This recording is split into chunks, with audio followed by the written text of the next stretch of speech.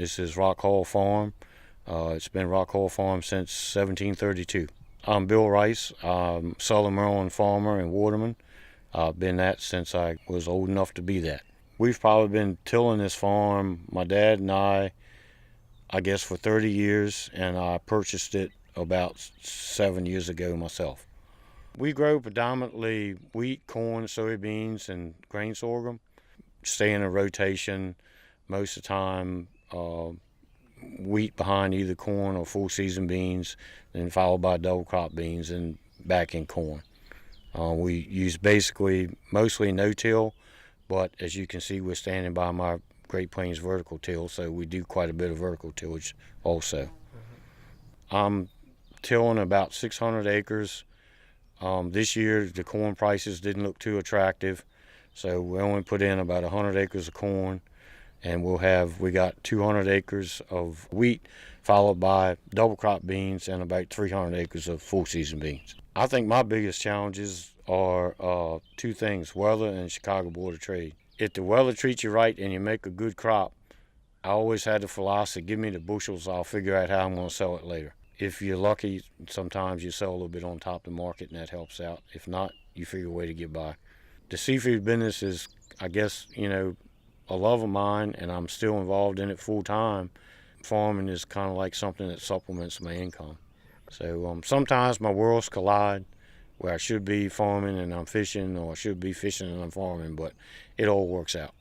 I think nutrient management is a useful tool done with common sense. I mean, no farmer is going to spend money on fertilizer to the excess. It's expensive as it is to grow a crop. You're not going to put anything out there that you actually don't need.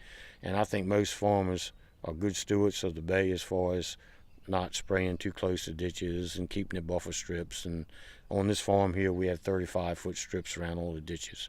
So it's kind of a win-win for everybody. I might have to walk over and look at the sign. I think it's 2012. We were Soil Conservationists of the Year, and that was great. When I came here on the farm and when I actually purchased it, we did a lot of cleaning up ditches, and we put in 3 shallow water areas and 1 deep water pond that help maintain runoff and creates areas for wildlife. And I'm an avid hunter, but I don't try to shoot every duck or goose. If I shoot 10, I want to have a place for 100. Well, to me, crop insurance, I think, is what it probably is for most people. Crop insurance is a safety net. Corn is so expensive to plant, and so is soybeans, that if you don't have a way of knowing that you're at least going to get your inputs back, you could really suffer a financial burden at the end of the year if you had a bad crop. If I had a disastrous crop without crop insurance, I'm not sure I could go back another year.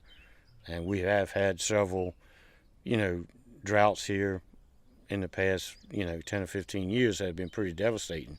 And without crop insurance, it would have been a struggle to plant the next crop the following year. If our ag economy, as far as our commodity prices, stabilizes, then we'll deal with the weather and everything that comes with that. That's just, nature's nature. You can't fight nature.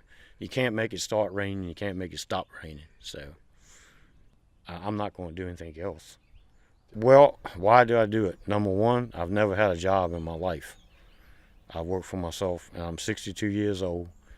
I probably put in 10 times more hours than I would working for somebody. But if it's a good day for duck hunting, I can take off and go, and I don't have to call in. So it's got its perks. I'm hoping, if I'm healthy by the time I'm 70, that I'll become a part-time farmer and a part-time waterman, and instead of being a full-time of both, pretty much.